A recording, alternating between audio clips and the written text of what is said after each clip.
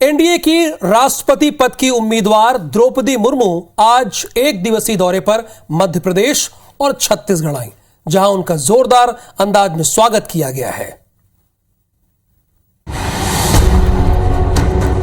NDA की राष्ट्रपति पद की उम्मीदवार द्रौपदी मुर्मू आज अपने एक दिवसीय दौरे पर मध्य प्रदेश और छत्तीसगढ़ आई थी, जहां उन्होंने बीजेपी के सांसदों और विधायकों के संग बैठक कर उनसे उनके समर्थन में मतदान करने की अपील की। मुर्मू के रायपुर आगमन पर उनका जोरदार स्वागत किया गया, तो भोपाल में उनके स्वागत में सीएम निवास पर विशेष कार्यक्रम का आयोजन किया गया। कुल मिला के 14 और 5 19 हमारे विधायक हो गए और बाकी सांसद, इन सब के वोट उनको मिलेंगे। आभार प्रकट करता हूं कि पहली बार एक जनजातीय आदिवासी राष्ट्रपति होंगी। इधर रायपुर एयरपोर्ट पर छत्तीसगढ़ की राज्यपाल अनुसुईया उइके से मुलाकात की है उन्होंने, जिस पर राज्यपाल ने कहा कि मुर्मू को राष्ट्रपति पद का उम्मीदवार बनाया जाना आदिवासी समाज के लिए गौरव की बात है। खुशी की बात है कि देश के इतिहास में पहली बार आदिवासी समाज की महिला राष्ट्रपति बनने जा रही है। आगामी 18 जुलाई को राष्ट्रपति पद के लिए मतदान होना है। इससे पहले दोनों ही प्रत्याशी पूरे दमखम के साथ प्रचार में जुटे हैं। एक तरफ स्वागत हो रहा है तो दूसरी तरफ बयानबाजी भी शुरू हो गई है। यानी जैसे जैसे राष्ट्रपति चुनाव नजदीक आ रहे हैं, छत्तीसगढ़ में आदिवासी वर्ग के मुद्दे पर बयानबाजी खूब होने लगी है।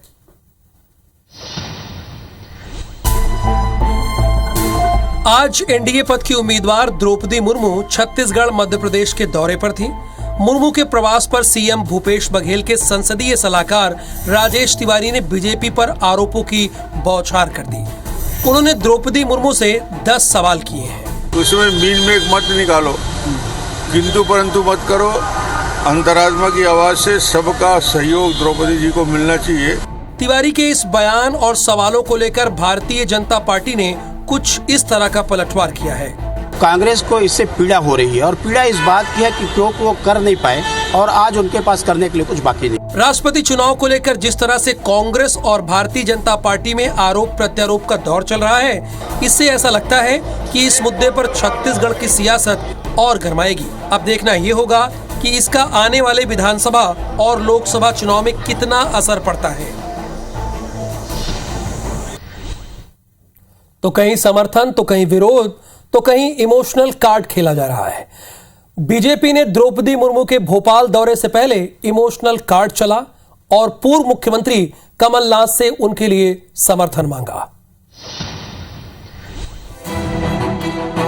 बारिश के बीच आदिवासी रंग में रंगे ये बीजेपी के नेता हैं। आदिवासी वेशभूषा में ये नेता पूर्व सीएम कमलनाथ के आवास पहुंचे हैं कि कांग्रेस भी द्रौपदी मुर्मू का समर्थन करे। इसी मकसद से बीजेपी सांसद गजेंद्र सिंह, पूर्व एमएलए सुलोचना रावत, रंजना बघेल, अंतर सिंह आर्य समेत कई आदिवासी नेता कमलनाथ से मिलने पहुंचे और मुर्मू को समर्थन करने की अपील भी की। प्रदेश कांग्रेस कमेटी के अध्यक्ष माननीय कमलनाथ जी से हम पूरा प्रदेश का नेतृत्व मिलने आए हैं कि आप भी आपके विधायकों से ये आह्वान करें कि जनजाति बहन द्रौपदी मुर्मू को समर्थन करें। कांग्रेस संयुक्त विपक्ष के उम्मीदवार यशवंत सिन्हा का समर्थन कर रही है, लेकिन एमपी बीजेपी के आदिवासी नेताओं को यकीन है कि प्रदेश कांग्रेस के आदिवासी नेता एनडीए प्रत्याशी का सपोर्ट करेंगे। पूरा देश के सभी समाज और सभी दल जनजाति समुदाय के साथ खड़े और ये पूरा समर्थन मिलेगा। विपक्ष के कई साथी दल द्रौपदी मुर्मू के समर्थन का ऐलान कर चुके हैं। ऐसे में देखना दिलचस्प होगा कि एमपी में विपक्ष का ऊंट किस करवट बैठता है। तो एक तरफ जहां द्रौपदी मुर्मू ने छत्तीसगढ़ मध्य प्रदेश का दौरा किया, वहीं यशवंत सिन्हा आज बिहार के दौरे पर थे। तो सवाल यह उठता है कि आखिर देश का नया राष्ट्रपति कौन बनेगा? इस सवाल का जवाब तो नतीजों के आने के बाद ही पता चलेगा, लेकिन जो संभावना दिख रही है, चलिए उसे डिकोड कर लेते हैं। जिस हिसाब से एनडीए की उम्मीदवार द्रौपदी मुर्मू को समर्थन मिल रहा है, उससे साफ हो गया है कि द्रौपदी मुर्मू भारी मतों से जीत रही हैं। एनडीए उम्मीदवार को विपक्षी दलों ने भी अपना समर्थन दिया है।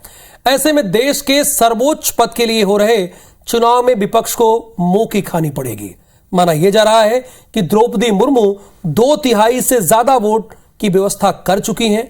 वहीं यशवंत सिन्हा को कांग्रेस, टीएमसी, आरजेडी के अलावा कुछ एक दलों का ही समर्थन मिल पा रहा है।